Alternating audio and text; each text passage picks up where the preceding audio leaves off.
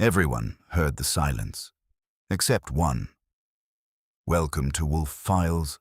I am your host, Oliver Vane. Comment where you're joining from tonight. I'm grateful you're here. Let's uncover the truth. By 11:30, I had enough names, numbers, and opinions to start a small riot, and not quite enough facts to justify one. That was normal. Facts don't come when they're called. They come when they get tired of hiding. The first easy item was Leonard Kemble, because men like Kemble cultivate publicity the way Wolfe cultivates orchids, with patience, discrimination, and an eye on the final shape. He was 50, trim, silver at the temples, and had a face that photographers liked because it looked competent without being handsome enough to distract from a caption. The firm's brochures featured him in profile beside diagrams of auditoriums and reverberation curves. He had begun as the money man and client handler, then educated himself just enough in the technical side to speak of resonance and reflection without disgracing himself. Two people I called described him as smooth, one as impeccable, and one, after a pause, as careful. Careful is a better word than smooth. Smooth can be a surface. Careful goes deeper. Juliana Vale lived on East End Avenue and answered her own telephone with a voice like cool silk. Yes, she had known of Nero Wolfe. Yes, she could come at 3. No, she had no objection. No, she did not understand the purpose of the interview, but if it concerned Daniel Vane's death, she would cooperate. She asked the question that mattered only after all that. Would anyone else be present? I told her only Mr. Wolfe and I. She thanked me as if I'd made a small concession in treaty negotiations. Peter Druce was harder to catch. His office said he was out at a site inspection in Long Island City. I left instructions for him to report to the brownstone at 4:30 or to discover a new appreciation for private detectives. The secretary, who sounded young enough to be impressed by words like private detectives, promised to deliver the message exactly. Myra Lorne didn't answer the first number, or the second. On the third try, I got a woman with a lazy contralto and enough reserve in it to suggest she had learned, somewhere along the line, that silence can be a weapon too. Yes? Miss Lorne? Archie Goodwin for Nero Wolfe. A pause. Not a startled one. A measured one. That was quick. It usually is around here unless lunch intervenes. Mr. Wolfe wishes to see me. He does. About Daniel. That's the topic on the table. Another pause. At your office? Yes. When? As soon as convenient. Today is even better. I can be there at 5. Fine. Mr. Goodwin. Yes? When a man like Nero Wolfe decides to be interested, is that usually a good sign? No, I said. It's usually just a sign. She made a sound that may have been a laugh and hung up. Everett Nair was the interesting nuisance. Trustee of the Bellarine Foundation, donor, patron, and one of those cultivated New Yorkers who sit on boards the way barnacles sit on ships. His secretary informed me that he was in conference until 12:30, at lunch until 2, and unavailable thereafter except in an emergency. I told her this might be one and gave her enough of my tone to push it through the upholstery. 15 minutes later, he called back himself. This is Everett Nair, Mr. Goodwin. That's right. I am told Mr. Wolfe wants to see me in connection with Daniel Vane's unfortunate death. Yes, I fail to understand why. That puts you in excellent company. He let that pass, though I could hear him not liking it. I was present at a demonstration 3 weeks ago. Yes, beyond that, I can't imagine what use I could be. Mr. Wolfe can imagine quite a lot. Can you come at 6? That's impossible. 7, then. A small exhalation. Very well. 7. I put the receiver down and looked at the clock. Wolfe would be upstairs in the plant rooms for another half hour. Then Fritz would already be arranging lunch. The house felt exactly as it always did between late morning and noon. Orderly, insulated, settled in its own habits. That made the sheet of music on my desk look more foreign than ever, like a threat written in a language that didn't belong in the room. When Wolfe came down at 1 o'clock, scrubbed, changed, and ready for food, I followed him to the dining room and gave him the capsule versions while Fritz served chilled vichyssoise, trout with browned butter, and potatoes so exact they might have been measured with calipers. Wolfe listened with his eyes mostly on his plate, which is his preferred method with both meals and men. When I finished, he said, "Miss Lorne's remark?" She asked whether your interest was a good sign. I told her no. That was flippant. It was also accurate. Phew, did any of them sound alarmed? Miss Vale sounded prepared. Kemble sounded cooperative in absentia, which is no evidence either way. Nair sounded annoyed because the world had interrupted his arrangements. Miss Lorne sounded as if she had already been expecting interruption. And Druce? Unavailable in the field, which may mean he was in the field or in a bar or under a desk. Wolfe drank beer. You will inspect the dead man's apartment after lunch. Thought so. Take Miss Vane if necessary. I'd rather take the housekeeper. Sisters notice emotion. Housekeepers notice dirt. He glanced at me. An unusually sensible remark. Also, before you go, secure from Miss Vane a full account of the demonstration. Every person present, in sequence if possible, and the physical arrangement of the room. You think the room matters that much? I think rooms always matter, especially to men who sell sound. That was enough to chew on with coffee. At 2:15 I was in a taxi headed uptown with Clara Vane beside me and a folder on my knee. She had already arranged for us to be admitted by the housekeeper, a Mrs. Mielke, who had served Daniel Vane for 9 years and distrusted everyone equally, which recommended her to me. The apartment was on the 9th floor of a narrow, expensive building with a doorman who had the grave expression of a man permanently disappointed by tenants. Vane's place was large without being showy. Good rugs, pale walls, dark furniture, books in groups that suggested use instead of decorators, and a sitting room with windows onto the street and a chair placed to claim both light and control. That, Mrs. Mielke told me within 30 seconds, was where he had died. She was a compact woman in her 50s with iron-grey hair and a face as folded and competent as a bank envelope. She showed me the chair. Clara Vane stayed at the threshold, not entering. I noticed that and kept it in mind. He was there, Mrs. Mielke said. Head to one side. Not fallen. Just there, like he was listening. That wasn't the kind of sentence I usually invited. But she had offered it plain, not decorated, so I let it stand. Show me the desk, I said. She led me to a smaller room off the hall that served as study and workroom.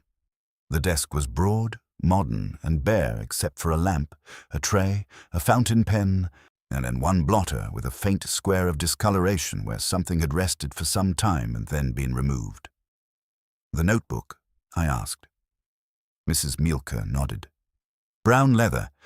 He carried it around those last days like medicine. I bent over the blotter, then straightened and looked around. Nothing screamed, nothing even whispered. But on the mantel in the sitting room, above the low firebox, stood a blue and white porcelain jar, and even before Clara Vane said a word, I could see that it had been moved again. Clara Vane saw it the same instant I did.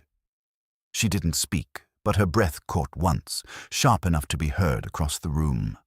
That's wrong, she said finally. Mrs. Mielke turned, frowning. Wrong how? I dusted this morning. Yesterday it was 3 inches to the left, Clara said. Now it's 2 inches to the right, I finished for her. Give or take a hair. Mrs. Mielke stiffened. No one has been in here except me and you two. I have a key. The doorman watches. There are no tricks.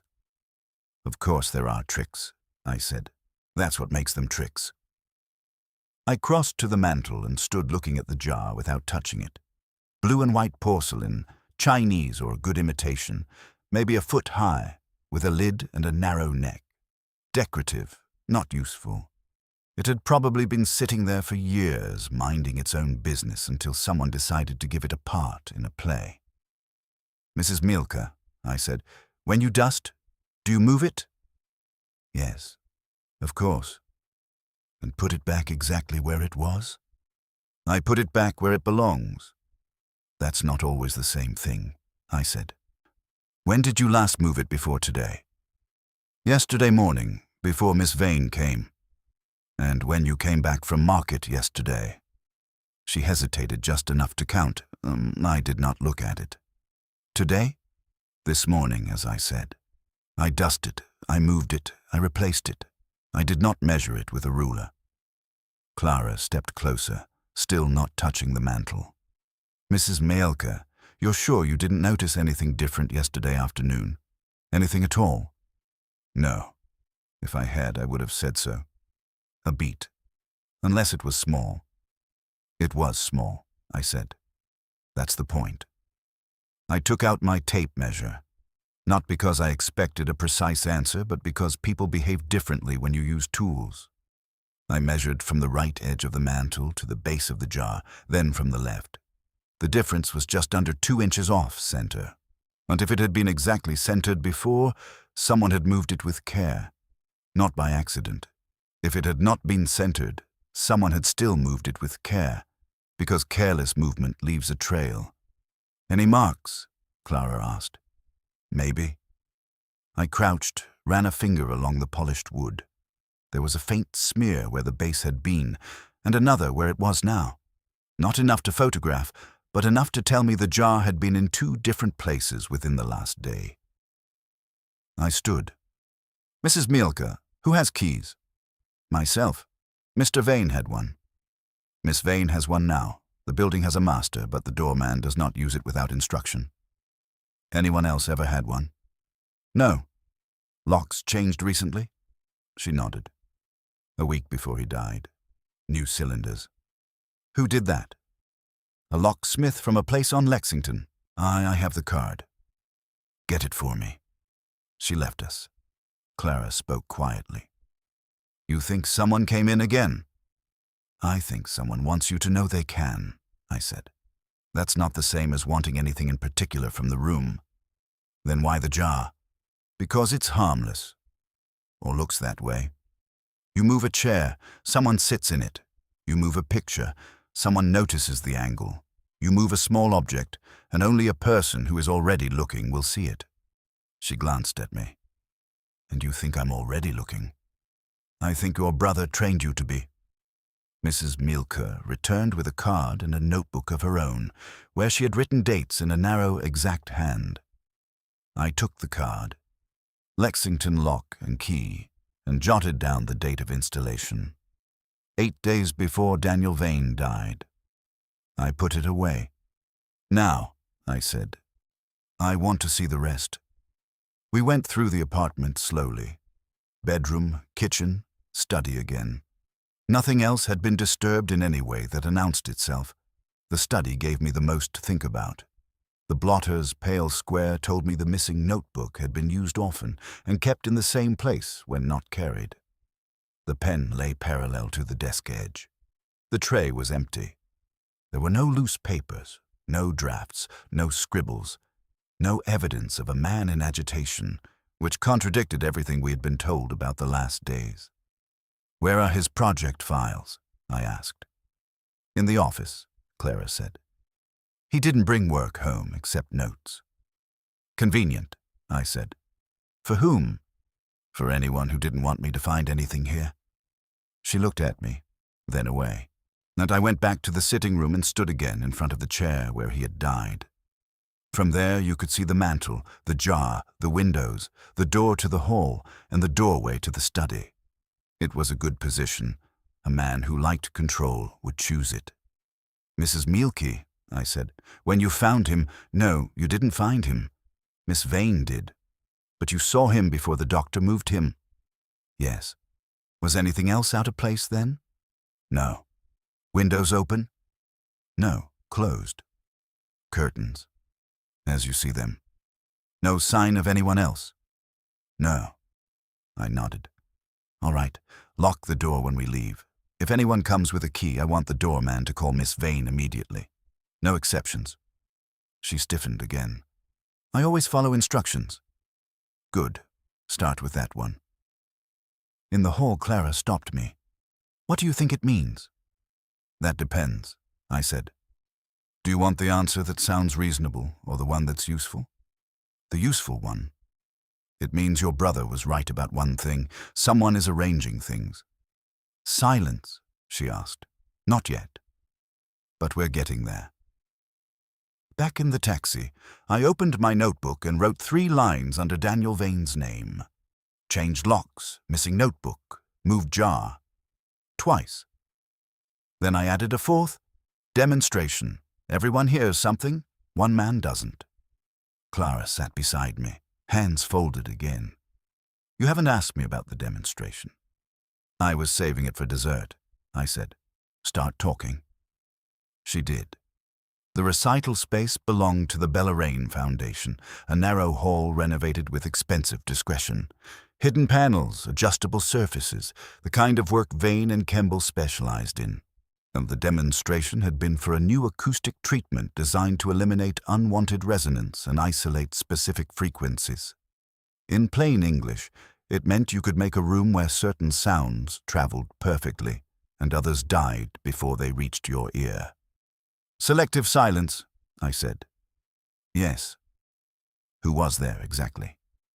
She listed them: Daniel Vane, Leonard Kemble, Juliana Vale, Peter Druce, Myra Lorne, Everett Nair, and 2 technicians whose names she didn't remember.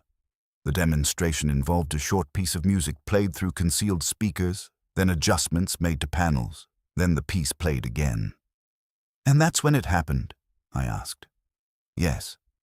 During the second playback, everyone reacted, looked up or turned or spoke. Daniel didn't. Reacted to what? They said there was an added tone, a high one. Not part of the original piece. Mr. Nair complained about it.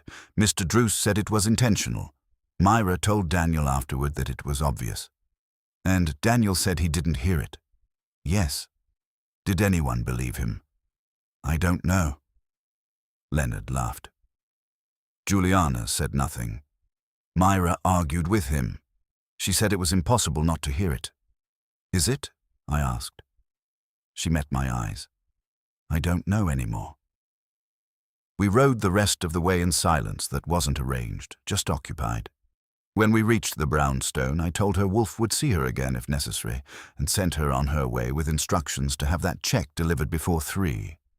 Inside, the house had settled into its afternoon posture. Wolfe would be in the office, waiting, not for me, but for the information I carried like groceries. I went in, sat down. I gave it to him piece by piece. The jar, the locks, the empty desk, the demonstration. When I finished, he opened his eyes and said, very softly, "A room where some sounds are heard and others are not. That's the sales pitch. And a man who insists he did not hear what others heard. That's the problem." He nodded once. "No, that is the solution." I let that sit for a second, the way you let a strange taste settle before deciding whether to swallow or spit. Care to translate that into a language spoken by humans? I asked. Wolfe shifted slightly in his chair, which for him was equivalent to another man pacing. You have given me 3 items, Archie. A demonstration involving selective acoustics, a man who claims he did not hear a sound heard by others, and a series of small, so deliberate intrusions into his private space after his death. You call one a problem. I call it a pattern. I call it annoying, I said, especially the part where the jar keeps taking walks without permission. Precisely. He steepled his fingers. The jar is not moved to conceal anything. It is moved to communicate. The message is not in the jar. It is in the movement. Fine. What's it saying? That depends on who is meant to read it. I leaned back. Miss Vane reads it. You read it. I read it. Mrs. Mielke dusts it and doesn't read anything at all. That gives us a nice democratic spread. Phooey. Do not be frivolous. Who would be expected to notice a deviation of 2 or 3 inches? Someone trained to notice placement. Someone like Daniel Vane. Wolfe inclined his head. Or his sister, who shares that habit. And therefore, the communication is intended for them, or for anyone who has inherited that habit. Which narrows it down to, what, 6 people, I said. Anyone in that firm probably knows where things belong. Yes, and anyone in that firm would also know the significance of the demonstration. I frowned. You think the jar is connected to the sound? I think everything is connected to the sound, he said dryly. We are not dealing with burglars, Archie. We are dealing with minds. That's always comforting. The doorbell rang again. This time it wasn't restrained, it was precise. But with a second press a beat later, as if the caller had decided that one note was not sufficient for this particular audience. I checked the clock. 2:58. Miss Vale, I said, and went to answer it. She stood on the stoop like she owned it and had merely stepped outside for air. Mid-30s, tall, composed, with dark hair pulled back in a way that suggested order rather than fashion. Her suit was black, her blouse white, and everything about her said efficiency with a margin for elegance. Mr. Goodwin. Miss Vale. Come in. She entered without hesitation, took in the hall with one quick glance, and followed me to the office. Wolfe did not rise, of course. He observed, "Sit down, Miss Vale." She did, folding her hands neatly. "Mr. Wolfe, I understand you have questions." "I always have questions," he said. "Today they concern Daniel Vane." Her expression didn't change. That was interesting. Most people show something: grief, irritation, relief, fear. She showed control. Yes. "You were present at a demonstration at the Bellarine Foundation 3 weeks ago." "I was." "Describe it." She did, and she did it well. Clear, concise, no wasted adjectives. If Clara Vane had given me the emotional version, Juliana Vale gave me the executive summary: the room, the panels, the playback, the adjustments. And during the second playback, Wolfe said, something occurred. Yes. What? There was an added frequency, a high tone. Brief. Was it intentional? Yes. By whom? By Peter Druce, she said. It was part of the demonstration, to show how the system could isolate or introduce specific elements. And all present heard it? Yes. All? She paused, just enough to register. All except Daniel. Wolfe watched her. You are certain? Yes. He told you so. He denied hearing it when I asked him afterward. And at first I assumed he was being perverse. Why would he be perverse? He enjoyed contradiction when it suited him. Did it suit him then? She hesitated again, a fraction longer this time. No. Why not? Because he was not amused. That landed. Wolfe said, "Explain." He argued with Myra. She insisted the tone was obvious. He said it was not present. She said he was lying. He said she was mistaken. It escalated beyond what the situation warranted. To what degree? They raised their voices. Leonard intervened. Mr. Nere was irritated. I suggested we continue the demonstration. And did you? Yes. And afterward? Daniel left early. Did he speak to you again that day? No. Wolfe nodded. In the days following, did you observe any change in his behavior? Yes. In what manner? He became distracted, she said. No, less decisive. He questioned routine decisions. He reviewed projects unnecessarily. Did he express fear? She looked at Wolfe steadily. Not to me. Did he speak of the demonstration again? Yes. What did he say? That something was wrong. With the equipment? No. With what, then? With the fact that he had not heard what others had heard. Did he offer an explanation? No. Wolfe leaned back slightly. Miss Vale, do you believe Daniel Vane was losing his mental faculties? No. Do you believe he was lying? No. Then what do you believe? She met his gaze without flinching. I believe he encountered something he did not understand. Wolfe grunted. A rare experience. For him, yes. I cut in.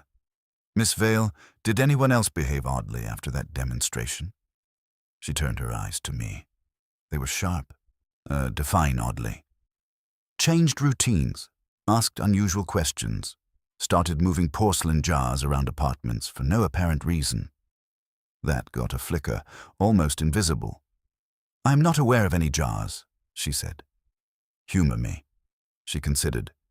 Peter Druce was animated. He took a proprietary interest in the demonstration more than usual. Myra was irritated. Leonard was dismissive. Mr. Nair was impatient. Impatient how? He dislikes imperfections. He considered the added tone an error, not a feature. Did he say so? Yes. To whom? To Peter, quite directly. And Peter? Defended his work. Loudly? Firmly? I nodded. Did Daniel speak to Mr. Nair? Briefly. About what? I did not hear the content. Did you see their expressions? Yes. And? Mr. Nair was annoyed. Daniel was not intent. On what? I don't know. Wolfe said, Miss Vale, yesterday someone entered Daniel Vane's apartment and moved an object on his mantel. Her composure cracked, just a hair. That is not possible. It has occurred twice, Wolfe said. Once before, once yesterday. She looked from him to me, measuring. And you think this is connected to his death? I think it is connected to the same intelligence, Wolfe said. She absorbed that. Then whoever is responsible is making a mistake. Oh, Wolfe's brows rose a fraction. Yes, she said calmly. They are drawing attention. Wolfe's lips twitched. Or directing it. She held his gaze. To what end? That, Wolfe said, is what we intend to discover. She sat back slightly. Then you will speak to the others. They are expected. She nodded once. Good. Miss Vale, I said. One more thing. That added tone, could it be heard differently depending on where you stood in the room? She didn't answer immediately. That was the first real pause she'd taken. Yes, she said finally. In theory. In practice. In practice, she said. That room was designed to minimize such variation, but not eliminate it? No. I smiled a little. Then maybe our man wasn't deaf after all. Wolfe made a soft sound that meant I had said something useful without knowing it. Miss Vale rose. If you require anything further, we will, Wolfe said. She inclined her head and left. I closed the door behind her and turned back. Well, Wolfe's eyes were half closed again. The room, he said, is becoming very interesting. And the people? They are becoming necessary. And the silence. He opened his eyes. It is no longer silent. If it wasn't silent, it was at least quiet enough to make the next arrival sound louder than it should have. At 4:23 the bell rang again, this time with a briskness that suggested impatience wearing a necktie. I opened the door to Peter Druce. He was younger than I expected. Early 30s, lean with a narrow face and eyes that moved too quickly to settle anywhere for long. His suit fit badly, which is often the case with men who care more about what's in their heads than what's on their backs. There was energy in him, not the comfortable kind, but the sort that leaks out at the seams. You're Goodwin, he said. That's the rumor. I came as soon as I got your message. Mr. Wolfe appreciates punctuality. Come in. He stepped inside, glanced around with the quick appraisal of someone who notices structure without caring for decoration, and followed me to the office. Wolfe watched him as he would watch a specimen, interested, not impressed. Sit down, Mr. Druce. Druce sat, but not comfortably. His knee bounced once, stopped, then resumed under discipline. I understand you want to ask about Daniel, he said. I do, Wolfe replied. But first, I wish to ask about sound. That got Druce's attention, his eyes fixed. What about it? You designed a system demonstrated at the Bellarine Foundation 3 weeks ago. Yes. Describe its capabilities. Druce leaned forward slightly, the first sign of ease he'd shown. It's an adaptive acoustic array, panels embedded with variable density materials, controlled electronically. You can emphasize, dampen, now isolate specific frequency bands in real time. It's not just about reducing noise, it's about sculpting what's heard. Sculpting, Wolfe repeated. Yes. You can make a violin line cut through an orchestra or disappear entirely, depending on settings. You can create zones where certain sounds are audible and others aren't. In the same room? Yes. To different listeners. Druce hesitated. In theory. In practice? It depends on placement, he said. Position relative to the panels, reflections, absorption points. So, I said, you could have a situation where 5 people hear something and a 6th doesn't. Druce looked at me. It would be difficult, but not impossible. Did you demonstrate that? No. Then what did you demonstrate? A controlled introduction of a high-frequency tone, he said, to show precision. And everyone heard it, Wolfe said. Yes. All. Druce's jaw tightened. Everyone except Daniel. Why? I don't know. Was the tone present? Yes. You're certain? I designed it, Druce snapped. Of course it was present. Wolfe didn't move. Mr. Druce, I'm not questioning your competence. I'm questioning your certainty. Druce took a breath, reined himself in. The tone was there. And yet Daniel Vane, a man with trained ears, insisted it was not. Yes. Which is more probable, that the tone was absent, or that Daniel could not perceive it? Druce's eyes flicked. The latter. Why? Because the system worked. Wolfe's lips curved faintly. Ah. I leaned forward. Mr. Druce, did you alter the system during the demonstration in any way not disclosed to the others?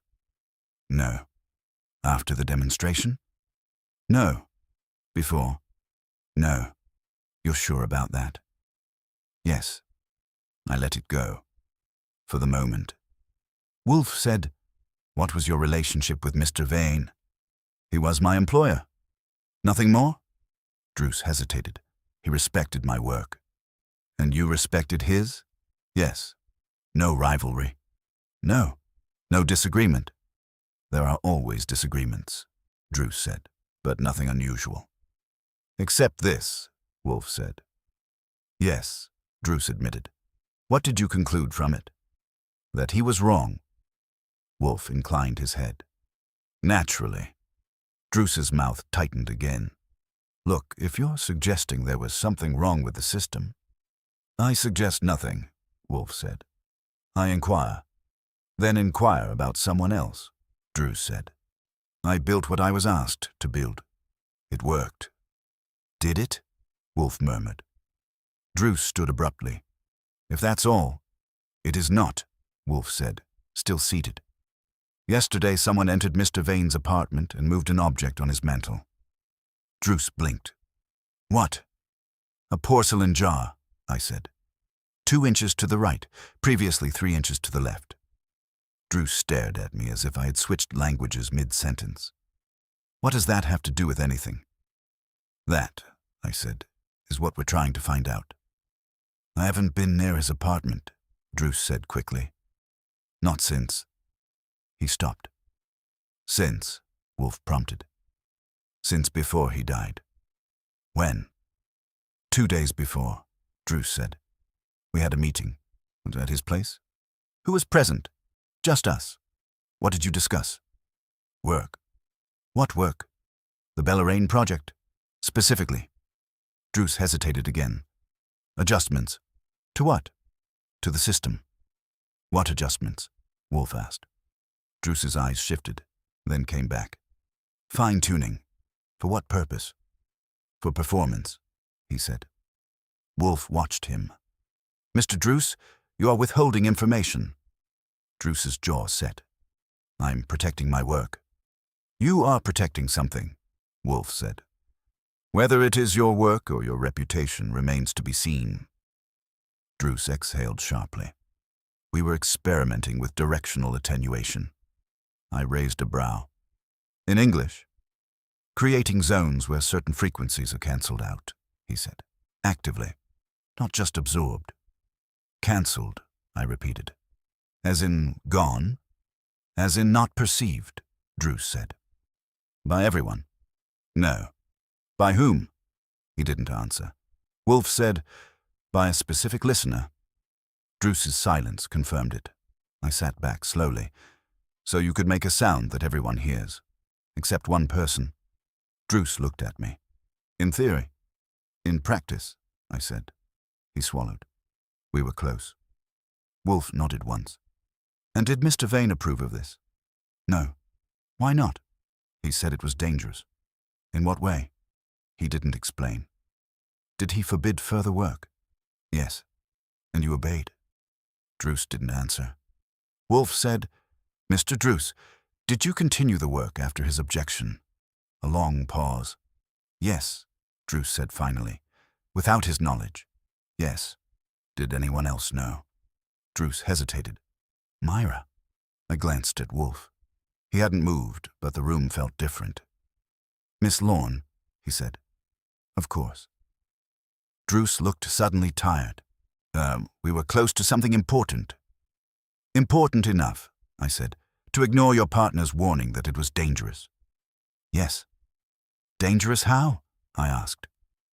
Druce shook his head. I don't know. That's what he said. Wolfe leaned back. Mr. Druce, you may go.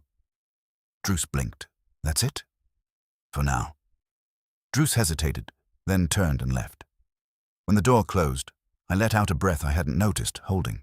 Well, I said, that clears everything up nicely. No, Wolfe said. It complicates it. How? We now have a mechanism, he said, a method by which a sound may be present and not perceived by a specific individual. Selective silence, I said. Yes. And Daniel was the only one who didn't hear it. Yes. And he thought that meant something was wrong. Yes. I frowned. So what was wrong? Wolfe's eyes were half closed again, but there was nothing sleepy about him now.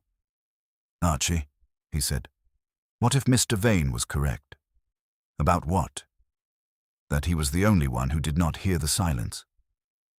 I stared at him for a full 3 seconds before deciding whether to argue or ask. I settled for asking. You're going to have to unpack that, because right now it sounds like you've tied the knot tighter. Wolfe adjusted his position by a fraction, which meant he was comfortable. You persist in assuming that the anomaly is the absence of sound. That is natural, but it is also lazy. Lazy? I said. A man doesn't hear something everyone else hears, and I'm lazy for noticing. Yes, thank you. He ignored that. Consider the alternative. 5 individuals report hearing an added tone. 1 individual reports not hearing it. That you assume the 5 are correct and the 1 is deficient. That's how voting works, I said. Phooey. We are not electing a mayor. We are evaluating perception. The majority may be mistaken. 5 trained ears. 4 trained ears and 1 trustee, Wolfe corrected. And we do not know the degree of training of Miss Lorne, though we may suspect. I leaned forward. All right, flip it. Suppose Daniel was right. Suppose there was no tone. Good. Then what did the others hear? Something. Very helpful. Something introduced, Wolfe said. Not by the system, but by a mind, or minds, prepared to hear it. I frowned. You're talking suggestion. I'm talking about expectation, he said. Mr. Druce announces a demonstration. He prepares his audience. He introduces a tone. The audience anticipates it. They hear it. And Daniel doesn't. Yes. Why not? Because he is either resistant to suggestion or attentive to something else. Like what? Wolfe's eyes opened fully, like the absence of something that should be present. I let that roll around. You're saying the trick wasn't adding a tone, it was removing one. Possibly. And only Daniel noticed. Possibly. And that scared him enough to change his locks and start carrying a notebook like it was a passport. Yes, I whistled softly. That's a neat trick. You take something away, nobody notices except one man, and suddenly he's the only sane one in the room. Or the only observant one, Wolfe said. Which makes him dangerous, I said. Wolfe inclined his head. To someone. The bell rang again. This time it was softer, almost tentative. I checked the clock. 5:03. Miss Lorne, I said, and went to the door. She was leaning slightly against the rail, as if she had arrived a minute early and decided not to spend it standing straight. She was a little older than Clara Vane, or maybe she only looked it. There was something in her eyes that suggested she had seen more than she approved of and hadn't bothered to forget it. Mr. Goodwin. Miss Lorne. She stepped inside, glanced once around the hall and smiled faintly. I expected something more theatrical. Disappointing, isn't it? Not at all. It suits him. That told me she had already placed Wolfe in her mind and approved of the fit. In the office, Wolfe gave her the same greeting he gave everyone. Sit down, Miss Lorne. She did, crossing her legs, hands loose in her lap. Unlike Vale, she didn't arrange herself. Unlike Druce, she didn't fidget. She simply occupied the chair. You wished to see me, she said. I did, Wolfe replied. You were present at a demonstration 3 weeks ago. Yes. Describe it. She did, but not like Vale. Where Vale had been precise, Lorne was selective. She gave the structure, but she lingered on the moments that mattered to her, the shift in the room, the way people reacted, the argument afterward. And the tone? Wolfe asked. She smiled faintly. Ah, the famous tone. You heard it? Yes. Describe it. Thin, high, unpleasant. Like something you don't want in your ear. Was it part of the music? No. Was it intentional? She tilted her head. Peter said it was. And you believed him? I believed he thought so. Wolfe's eyes narrowed slightly. You distinguish between belief and knowledge. Always, she said. Did Daniel hear it? No.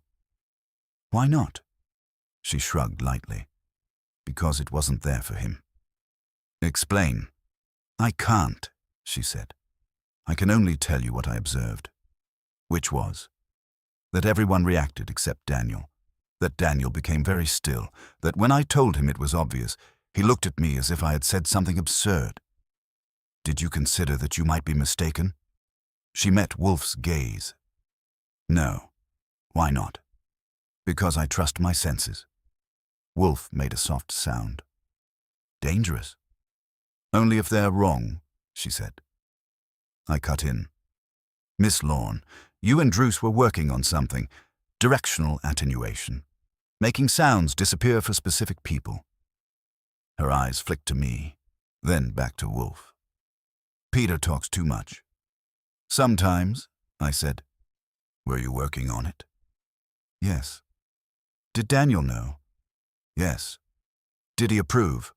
No. Why not? He said it was unethical. That's a big word, I said. What did he mean by it? She leaned back slightly. He said if you can control what a person hears, you can control what they believe is happening. And if you can do that, you can manipulate them without their knowledge. Which is bad for business, I said. Which is bad for people, she corrected. Wolfe nodded. And you disagreed. I thought he was exaggerating. Do you still? She paused. For the first time, it wasn't controlled. I don't know, she said. Did you continue the work after his objection? Yes. Why? Because it was possible, she said simply. That had a ring to it. Not admirable, but honest. Did you demonstrate this capability at Bellarane? Wolfe asked. No. Are you certain? Yes. Then what occurred? She looked at him steadily. Something unexpected. Which was? She hesitated. The room behaved differently than we predicted. In what way? The tone, if it was a tone, didn't distribute evenly. To different listeners? Yes. So it is possible, Wolfe said, that Daniel did not hear it because of his position. Yes. And that others did. Yes. Then why did he become frightened? She looked down at her hands, then back up. Because he thought it wasn't a distribution problem. What did he think it was? She took a breath. He thought someone was testing the system on us. The room held that for a second. Testing how? I asked. By seeing who would hear something that wasn't there, she said. And who wouldn't? And why would that matter? I said. Her eyes met mine. So because if you know who hears what you want them to hear, you know who you can fool. I sat back slowly. And Daniel wasn't fooled. No, she said. He wasn't. Wolfe's voice was very quiet. And therefore he became a problem. Yes, she said. Did he say that?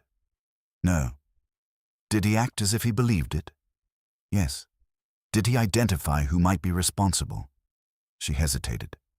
Miss Lorne, Wolfe said, your hesitation is eloquent. Complete the sentence. She held his gaze. He thought it was someone in the room. Which narrows it considerably, I said. To 6 people, she said. 5 now, I said. She didn't smile. Wolfe said, Miss Lorne, yesterday someone entered Mr. Vane's apartment and moved an object on his mantel. She didn't react the way Druce had. She didn't protest. She didn't deny. She just said, then they're still playing. Wolfe's eyes sharpened. Playing what? She looked at him. The same game. I let that hang there a moment because sometimes a word like game needs air around it to show whether it's a metaphor or a confession. What kind of game? I asked. Myra Lorne didn't answer me. She was looking at Wolfe, as if she had decided he was the only one in the room qualified to understand the question. Wolfe obliged. A game implies rules, Miss Lorne, and players who know they are playing. Are you suggesting that Mr. Vane was aware of the rules? Yes, she said. At least partly. And the others? Some of them, she said. Not all. Which ones? She gave a small, humorless smile. If I knew that, I wouldn't be here. That is evasive. That is honest. Wolfe considered her. Very well. Now define the game. She drew a breath. You create a situation where perception can be altered, subtly. You introduce a variable, sound or the absence of sound, and you observe who reacts, who questions, and who accepts. And the purpose? Wolfe asked. To identify who can be influenced, she said, and who cannot. I nodded slowly. A sorting mechanism. Yes. For what? She hesitated. For control. That word settled heavier than the others had. Wolfe's voice remained calm. Control of what? Information, she said. Decisions. Outcomes. People, I said. She looked at me. Yes. Wolfe steepled his fingers. And you believe this game was being conducted at the demonstration? I believe it began there, she said. By whom? I don't know. Pooh. You suspect. She held his gaze. Yes. Then state your suspicion. She didn't answer immediately. That was becoming a habit, but this time it felt different, not reluctance, but calculation. Miss Lorne, Wolfe said, if you withhold, you reduce your value. She nodded once. I understand that. Then proceed. She looked down briefly, then back up. Daniel thought it was Leonard. I felt that land beside me. Kemble, I said. Yes. Why? Wolfe asked. Because Leonard had the most to gain, she said. If you can control what clients perceive, what they think they hear, what they think is happening. You can shape their decisions without them knowing it. An attractive proposition, Wolfe murmured. And dangerous, she said. Did you agree with Mr. Vane's assessment? No. Why not? Because Leonard doesn't experiment, she said. He exploits. That was neat. And I wrote it down. Then who? I asked. She looked at me. Peter, maybe. He had the technical means. And the motive. He wanted recognition, she said. He wanted to prove something. Prove what? That he could do it, she said. That he could make something no one else had. Wolfe said, And you? She didn't flinch. I wanted to see if it was possible. Without regard to consequence. She met his gaze. I didn't believe there would be consequences. And now? She didn't answer. Wolfe let that pass. And Mr. Nere? She smiled faintly. He wanted the room to work perfectly and everyone to admire him for funding it. Hardly a mastermind. No, she said, but not irrelevant. Why not? Because he was the only one who objected openly, she said. He called the tone an error. And if there was no tone, I said. Then he objected to something that wasn't there, she said, which makes him either perceptive or suggestible, I said. Yes. Wolfe nodded. Miss Lorne, after the demonstration, did Mr. Vane speak to you privately? Yes. What did he say? He asked me if I had heard anything else. Besides the tone? Yes. And had you? She hesitated. No. Did you tell him that? Yes. Did he believe you? I don't know, she said. He looked at me as if he was trying to decide. Decide what? Whether I was part of it, she said. That tightened the circle another notch. And were you? I asked. She looked at me steadily. Not in the way he meant. Which way was that? That I knew more than I was saying, she said. And did you? She held my gaze. Yes. Wolfe made a small sound. At last. What did you know? He asked. That the system could be pushed further than we had demonstrated, she said. That it could be used not just to isolate sound, but to create false perception. How? I asked. By manipulating expectations, she said. By introducing subtle cues that make the brain fill in what it thinks it should hear. Like the tone, I said. Yes. But Daniel didn't fill it in. No? Why not? She shook her head. I don't know. Wolfe said, Did Mr. Vane suggest an alternative explanation? Yes. What? He said the system wasn't creating a sound, she said. It was masking one. I felt that click into place with a faint but definite sound. Masking what? I asked. He didn't say, she said, but he thought it was something important. Important how? Wolfe asked. He thought it was something someone didn't want heard, she said. By whom? By him, she said. The room went quiet again, but not the same quiet as before. This one had edges. So, I said slowly, everyone else hears a tone that isn't there, and Daniel doesn't hear something that is. Yes, she said. And that scares him. Yes. Enough to change locks, carry a notebook, and start looking over his shoulder. Yes. And then he dies. Yes. Wolfe said, Miss Lorne, did you see Mr. Vane's notebook? Yes. What did it contain? Notes, she said. Observations. Questions. About what? The demonstration, the system, the people in the room. Did it contain conclusions? No. Did it contain names? She hesitated. Miss Lorne, Wolfe said. Yes, she said. Whose? She looked at him, then at me, then back to him. Mine, she said. That didn't produce the effect she might have expected. That if she had been hoping for a jolt, an accusation, a raised voice, even a shift in Wolfe's posture, she didn't get it. Wolfe remained exactly as he had been, hands together, eyes half-lidded, as if she had just informed him of a minor change in the weather. "Of course," he said. She blinked once. "Of course." "Yes," Wolfe said. "You have already admitted to possessing knowledge you did not disclose. It would have been surprising if Mr. Vane had not recorded your name." "That's all it was," she said quickly. "A name. Not an accusation." Wolfe inclined his head. "Naturally. A man in fear writes down what he does not understand." I leaned forward. "Miss Lorne, did he write down any other names?" She hesitated again, but this time it was shorter. "Yes." "Which ones?" "Peter's," she said. "Leonard's." "No surprise there," I said. "See anyone else?" "A beat." "Juliana's," she said.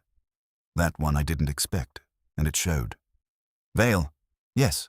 Why?" "I don't know," she said. "He didn't explain. He just wrote." "And Nair?" I asked. She shook her head. "I didn't see his name." "Did Daniel ever mention Nair to you in connection with this?" Wolfe asked. "No." Wolfe grunted softly. "Interesting," I said. "Miss Lorne, when did you last see that notebook?"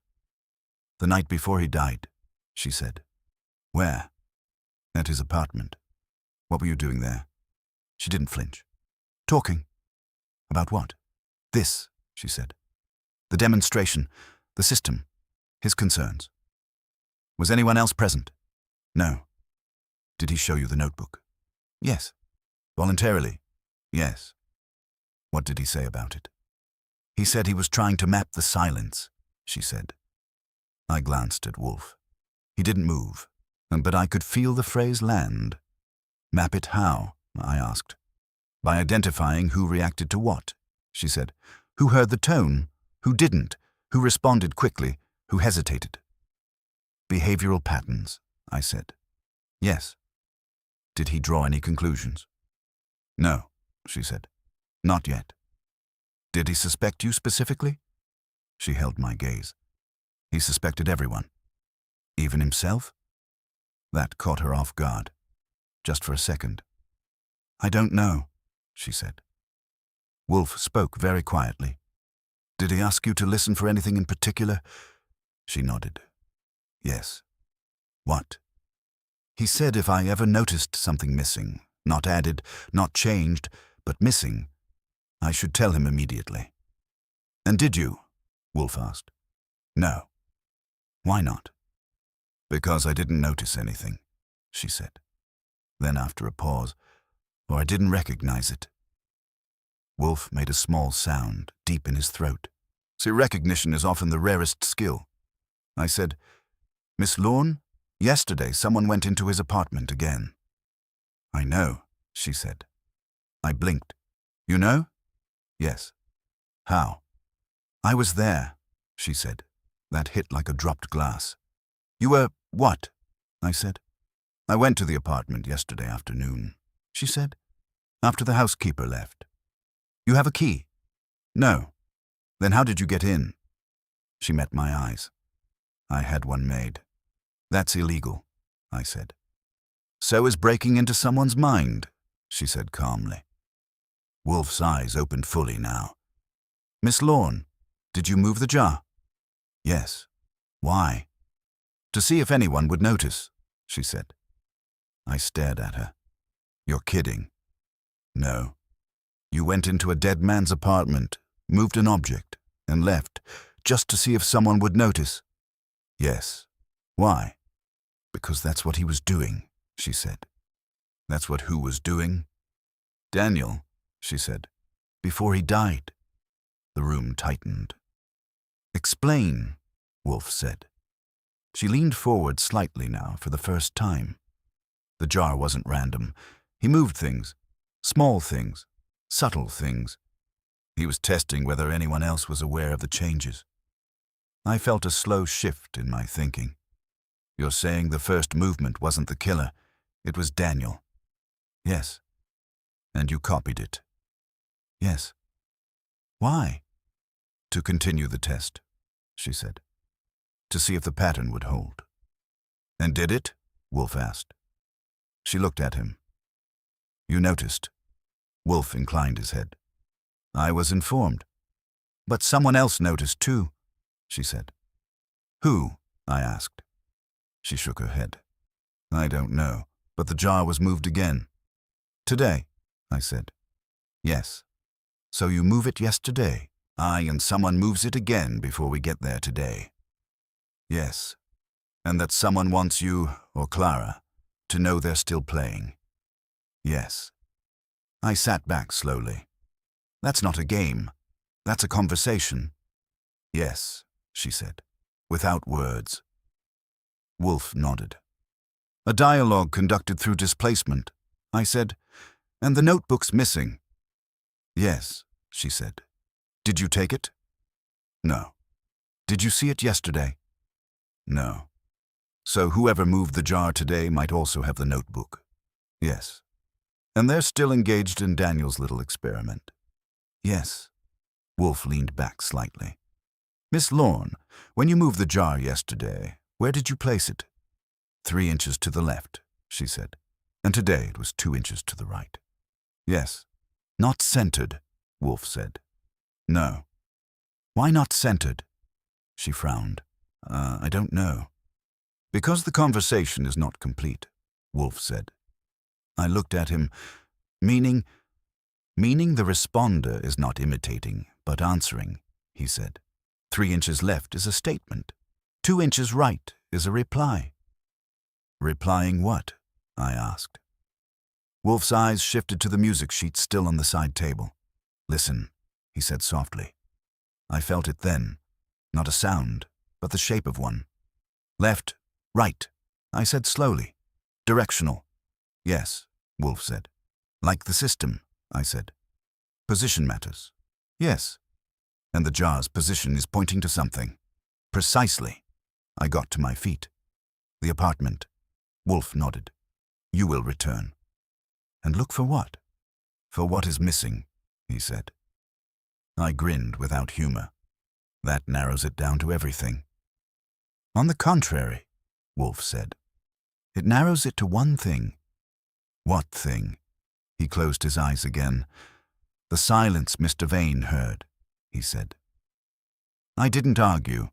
When Wolfe says go, you go, especially when he has that tone that means he's already 3 steps ahead and expects you to catch up without instructions. I picked up my hat, told Fritz I might be late for dinner, which earned me a look that suggested moral decay, and was out the door in under a minute. The city hadn't improved. Traffic still sounded like a committee arguing, and the air had that early evening thickness that makes every horn seem personal. By the time I got back to East 63rd, the doorman recognized me with the expression of a man who has decided not to interfere with whatever nonsense his tenants are conducting. No one's gone up since you left, he said. That's comforting, I told him. Or it should be. Mrs. Mielke let me in without comment. Clara Vane wasn't there, which was just as well. I didn't want anyone watching me while I tried to see what wasn't there.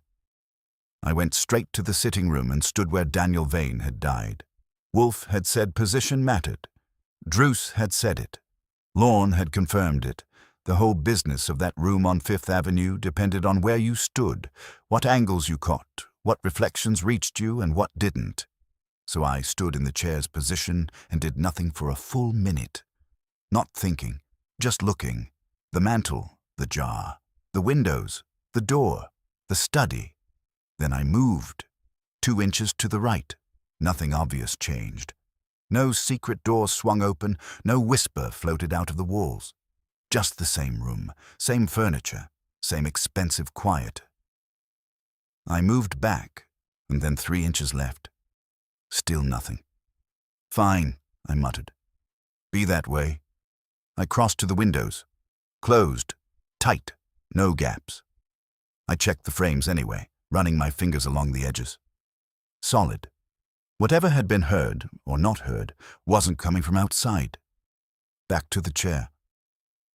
I sat in it this time. That made a difference. Not in sound, there was none, but in perspective. From the chair, the mantel wasn't just decoration, it was central. The jar wasn't just an object. It was a marker. I leaned forward slightly. The study door shifted in my line of sight, just a fraction, enough to bring the desk into a different angle.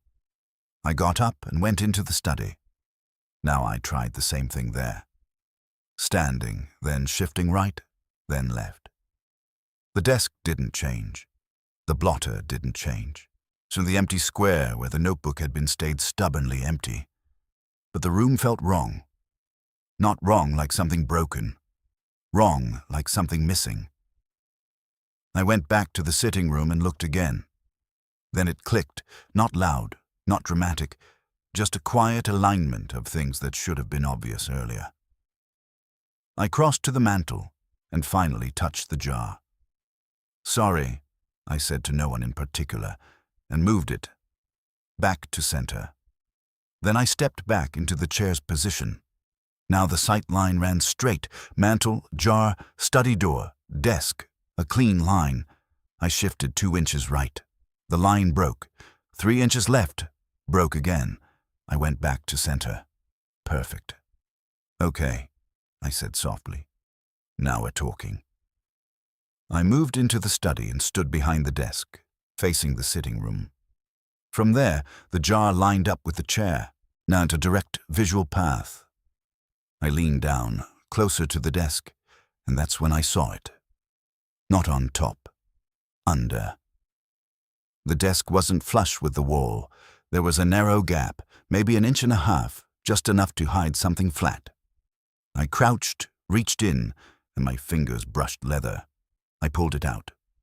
Brown, worn. A notebook, Daniel Vane's passport to whatever had scared him. I flipped it open right there on the floor. The first pages were what Lorne had described. Names, notes, short phrases.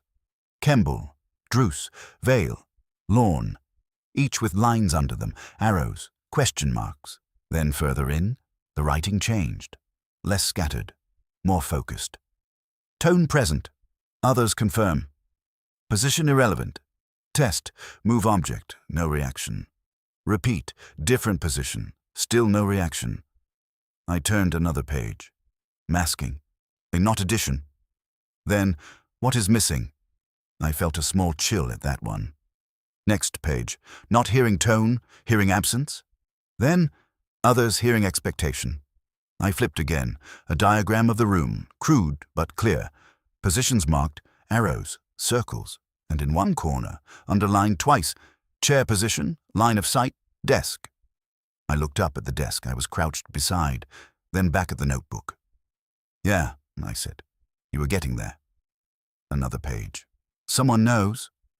No name. Just that. Next. "Testing me?"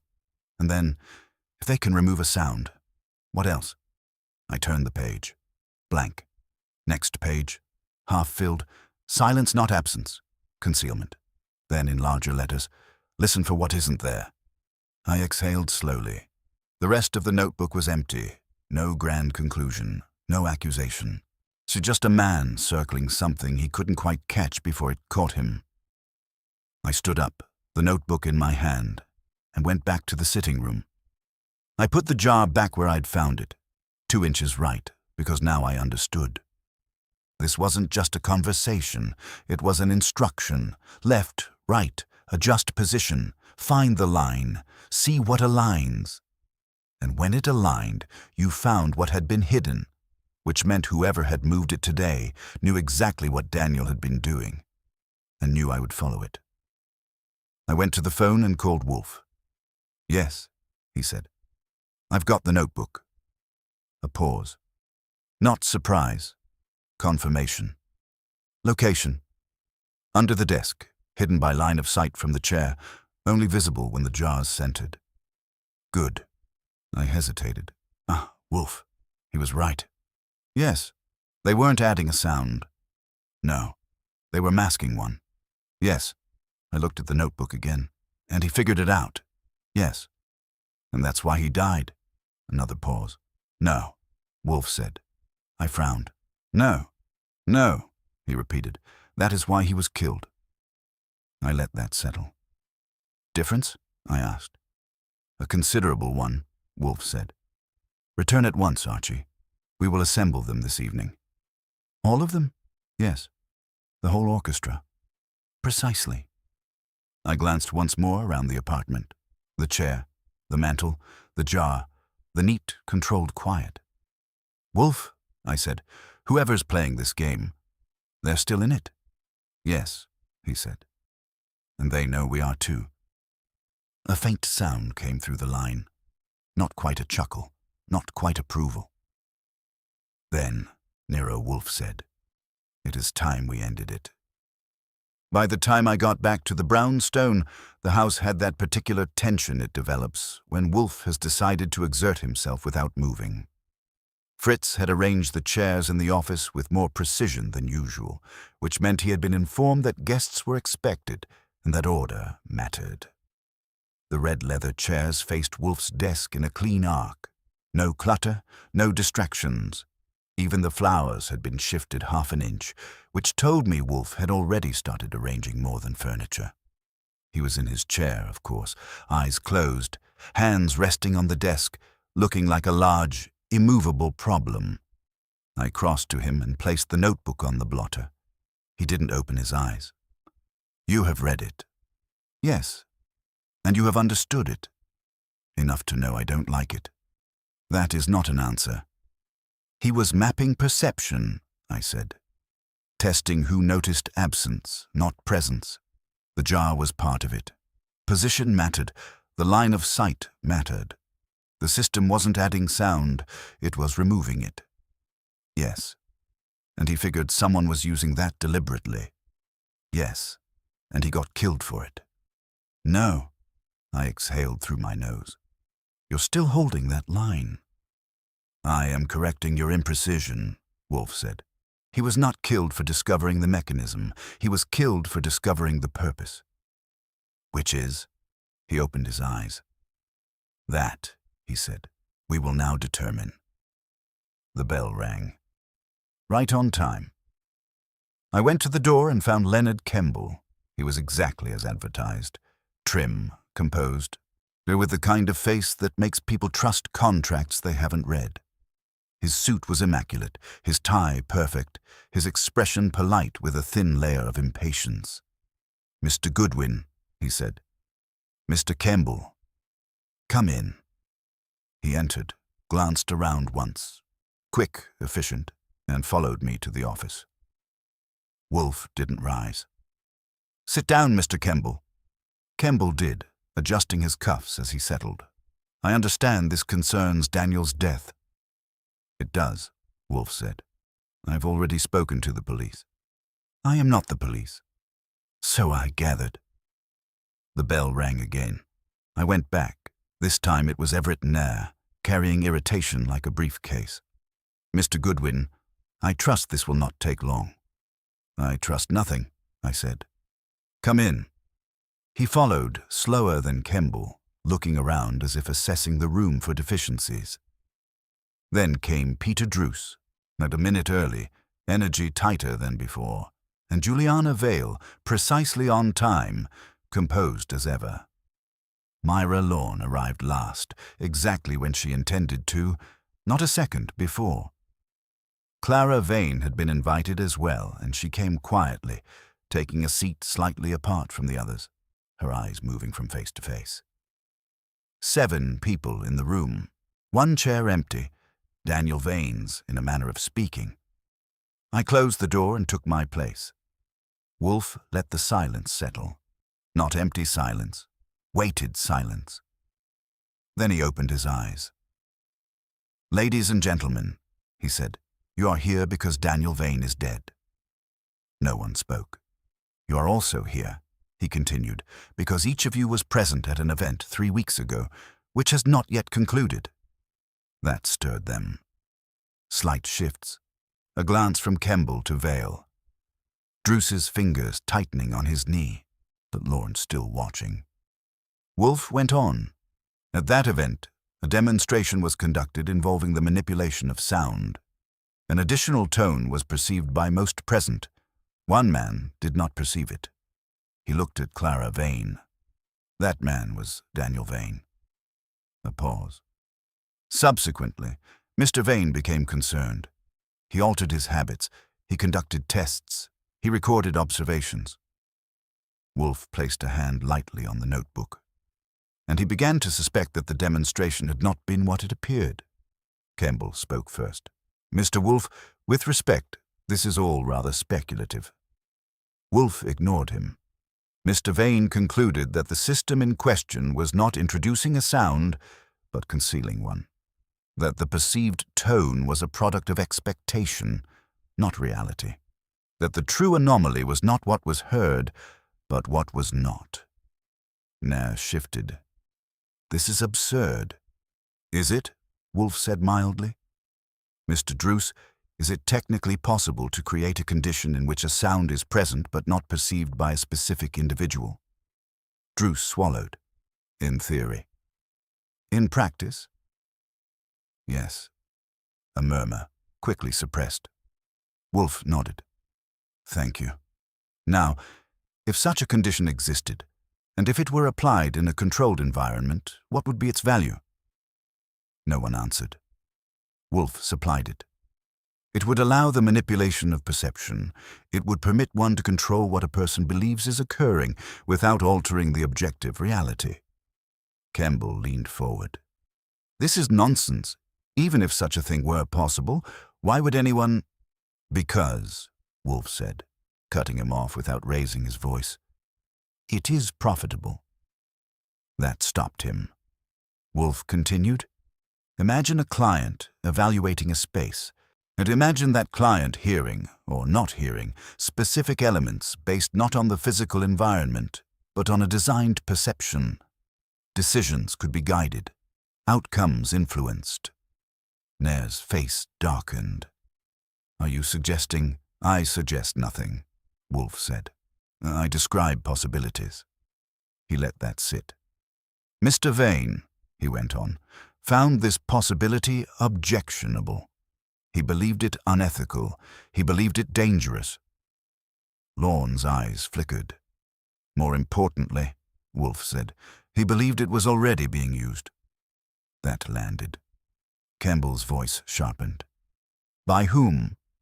Wolfe turned his gaze on him. "That," he said, "is the question." Silence again. Then Wolfe did something I had been waiting for. He reached to the side table, took the sheet of music with the red marking, and held it up. "This," he said, "was left in Mr. Vane's apartment after his death. The word 'listen' is instructive, but not in the way you suppose." He placed it down. Mr. Vane was not being told to listen for a sound. He was being told to listen for its absence. No one moved. "And he did," Wolfe said. "He identified that something was missing, something that should have been present." He leaned forward slightly. "And he identified that someone in this room knew it." The air tightened. Druce shifted. Vale remained still. Nair's jaw set. Kemble's eyes narrowed. Lorne watched Wolfe. Clara Vane didn't move at all. Wolfe let the moment stretch, then spoke again, very quietly. Mr. Vane was not frightened because he failed to hear something. He was frightened because he heard what none of you did. I felt it then, the shift. Not in sound, but in understanding. Wolfe's voice cut through it. He heard the truth. And someone in that room had made sure he wouldn't say it twice. No one spoke. That was the moment Wolfe always aimed for. Not noise, not protest, not denial, but that thin, stretched silence where thought outruns speech and people betray themselves by the direction of their eyes. Kemble looked at Druce. Druce looked at the floor. Nair looked at Wolfe, angry but uncertain. Vale looked at no one. Myra Lorne looked at exactly one person, and Clara Vane watched all of them. Wolfe didn't hurry it. He let it breathe just long enough. Then he said, "The difficulty, of course, is not in identifying the mechanism. That is trivial.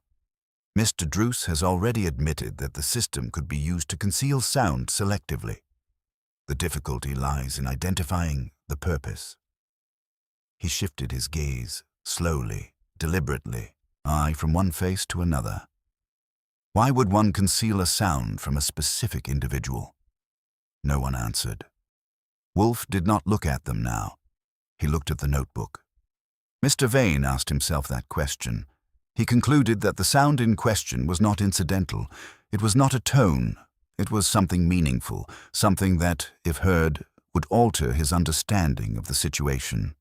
He raised his eyes, and he further concluded that someone present did not wish him to hear it. A faint movement from Druce. Wolfe saw it. "Mr. Druce, you are restless." Druce swallowed. "This is ridiculous." "Is it?" Wolfe said mildly. "Then perhaps you will explain what the concealed sound was." "I don't know," Druce said quickly. "Then you admit it existed?" No, I mean, you have already admitted the capability," Wolfe said. "Do not insult us by retreating into confusion." Druce's jaw tightened. Even if such a thing happened, it wouldn't prove anything. "On the contrary," Wolfe said. "It proves motive." "For what?" "For murder," Wolfe said. That landed hard. Nero exploded first. "This is outrageous. You can't just—" "Sit down," Wolfe said. Nero sat. Wolfe turned to Myra Lorne. "Miss Lorne, you stated that Mr. Vane believed someone in the room was testing the system, that this was a game." "Yes," she said, "and that the purpose of the game was to identify who could be influenced." "Yes." "And who could not?" "Yes." Wolfe nodded. "Mr. Vane could not." A pause. "Therefore," Wolfe continued, "he was an obstacle." Campbell leaned forward, voice sharp. "You're building a story without evidence." Wolfe looked at him. "Mr. Campbell, you are correct. And I'm building a structure. The evidence is already present." "Where?" Campbell demanded. Wolfe gestured lightly. "In behavior." He turned to me. "Archie." I rose, took the notebook and opened it. "Names," I said. "Campbell, Druce, Vale, Lorne, observations, patterns, tests." He moved objects to see who noticed. No one did. I looked up. Until someone did. Wolfe nodded. "Yes.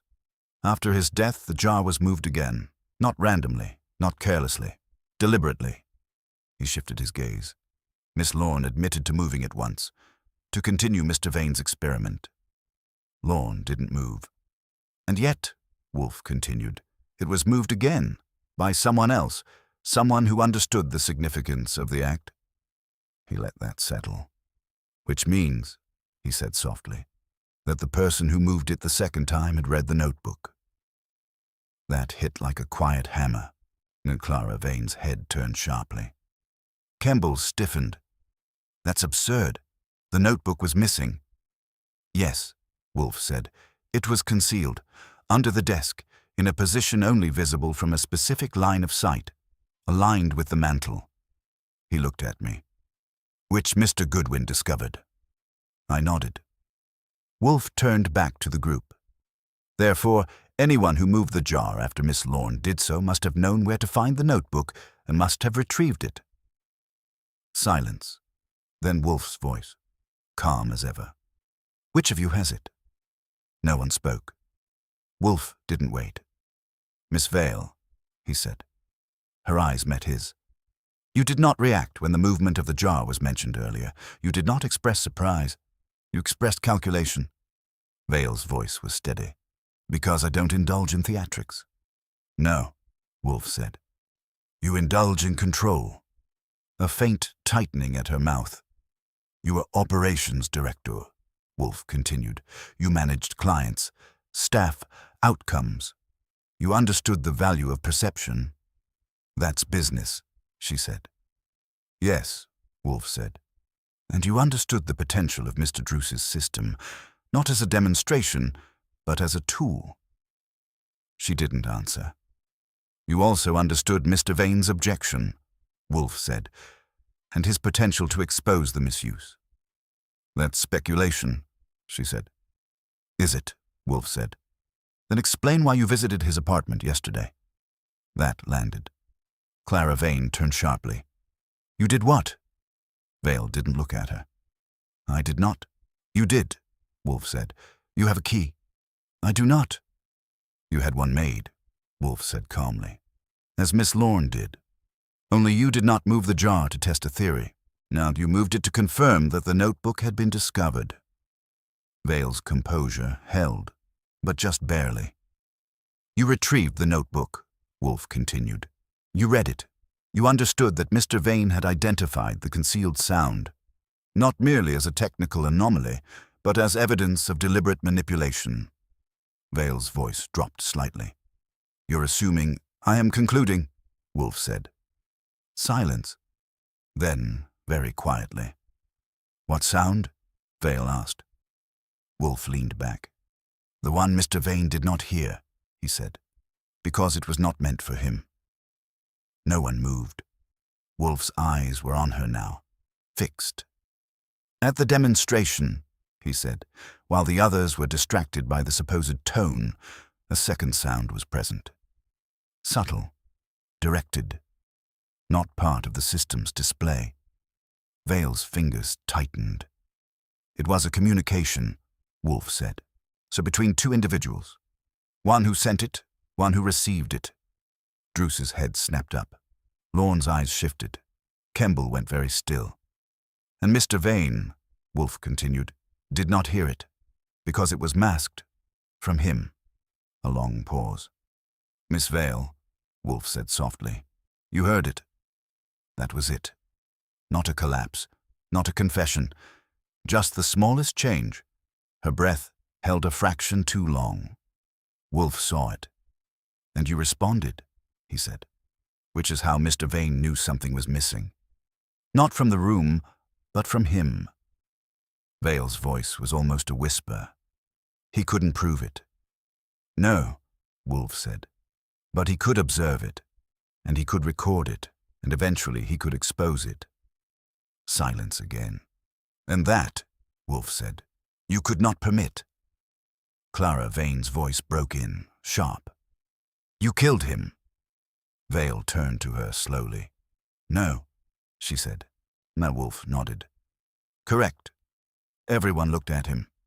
He was not murdered in the conventional sense, Wolfe said. No poison, no weapon, no struggle. He paused. He was frightened. The room held it.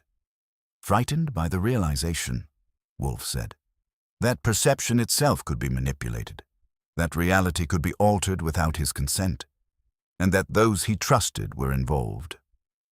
Vale didn't deny it. And that fear, Wolfe said, was sufficient. I felt it then, the last piece sliding into place.